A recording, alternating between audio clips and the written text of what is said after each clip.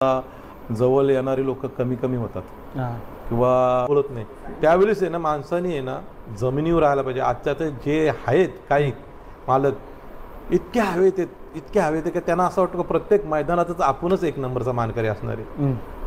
पण ह्या का उरपळून नाही झालं पाहिजे का मी भारतला मारला किंवा बप्पासूरला मारला, याला मारला, त्याला मारला, त्यावेळेस ते खूप जल्लोष आनंद करत असतात। पण त्याचा पाठीमागचा तुम्ही इतिहास बघा ना, त्याचा पाठीमागचा इतिहास बघा, तो कसा घडलाय। शब्द टालाटालीचे येतात, ज्यावेळेस आपण बोलतो माझा खरा मित्र आहे, माझा शब्द कधीच पाडणार नाही, पण त्यावेळेस पण तो मित्र त्यावेळेस त्याला धोका देतो नाही। मग काय बोलतो, शेट जरा मैदान थांबा, माझा 2 मैदान माझे झालेले आहेत। मग तुम्ही दुसऱ्या मैदानात पण मागू शकत नाही। ह्या मैदानात तुम्ही मागाचा शब्द तर टाकलाय, पण त्याच्या पुढच्या मैदानात पण तुम्ही मागू शकत नाही। असे बरेचसे खस्ते खाल्लेले आहेत प्रत्येक मालकाने, मीच नाही प्रत्येक मालकाने खाल्लेले। मिलिंद पाटील, आता भुंगा मुले, मथुरचे मालक राहुल पाटील, आपले माझे मित्र जयशेठ पाटील, सोन्या मुलं, असे बरेचसे मालक आहेत।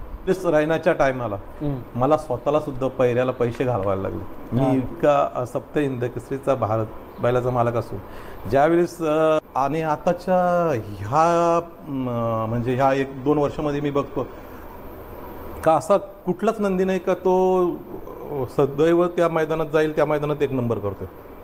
याच्या 2 वर्षाआधी मी बघितला सुंदर भारतला, जिथे जाईल तिथे नंबर, जिथे जाईल तिथे नंबर। नमस्कार दादा। नमस्कार दादा, काल जो मैदान झाला एकच पाट्याचा हिंद केसरी मैदान, त्या मैदानामध्ये काल रैना आपला 1 नंबरचा मानकरी झाला, काय सांगाल त्याबद्दल? हिंद केसरी मैदानात आपला काल रैना 1 नंबरचा मानकरी झाला। त्याच्या आधी पण हिंद केसरी मैदानासाठी खूप मेहनत घेतली। शाळगाव, काळगाव आणि किरण आप्पाची सर्व सहकारी, माझे सहकारी सगळे घरातलेच आहेत। आणि पहिरेचा विषय असा झाला तर पहिरे आपल्याला भेटत राहतात आपल्या मैत्री खातीर, काही आपल्याला नाविलाजाने पहिरे देतात किंवा आपण आपल्या नाविलाजाने देतो असतो। समोरच्याचा नंदी जरी कमी पडत असत तर आपण बोलतो जाऊ दे माझा मित्र आहे त्याला दे।